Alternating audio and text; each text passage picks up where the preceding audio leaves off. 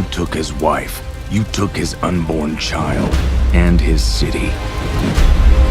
Why? So the animated Injustice movie just came out, and to say the least, it made some questionable decisions. There are definitely some changes, and some I don't mind, but some do kind of irk me and irritate me to no end, because, I mean, these are characters I love, obviously, so I don't really enjoy seeing characters I like get done dirty. And you do get some of that in this movie. I won't spoil it for anyone that doesn't know if you want to watch the movie. But definitely some choices that'll just make you question Warner Brothers even more. The voice acting could be off at times, especially in the opening few minutes. You kind of just get thrown into the movie, but I'd say once the movie really gets going, it's a solid watch. The most controversial scenes to me were probably the opening segment, which I've already touched on, and the final battle against, I don't know if this is a spoiler, so just in case, just skip like 2 seconds. The fight against Nemazo, those were definitely the most,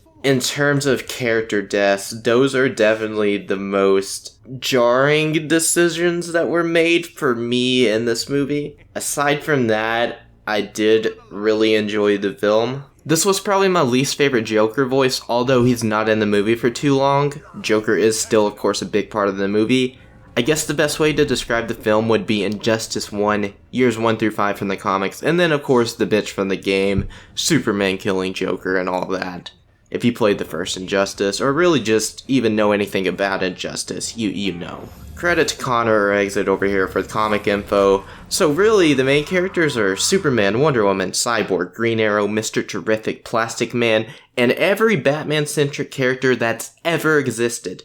No, really, Calendar Man has more screen time than The Flash. Which isn't necessarily a problem because I'm an avid Batman lover, but if you are one of the fans that are tired of Batman being the focus of DC movies, this likely won't be your favorite movie ever created. Batman and Superman are definitely the main characters. Ra's al Ghul and or Superman would be the main villain. Some character deaths carry weight throughout the entirety of the film, which you would expect from an Injustice movie. Of course, Lois, Superman and Lois's unborn child, and even Joker's death, they all carry weight, as they should. Some character deaths are just really dumb. I won't get into those deaths or those choices so we can keep it spoiler free. Wonder Woman was actually a character that really interested me in the movie, which I wasn't expecting because all I knew of this version is from the 2 games. So it was very refreshing to see that this take on the character still has beliefs and morals, which I know was touched on in the games, but I enjoyed seeing it more in the forefront.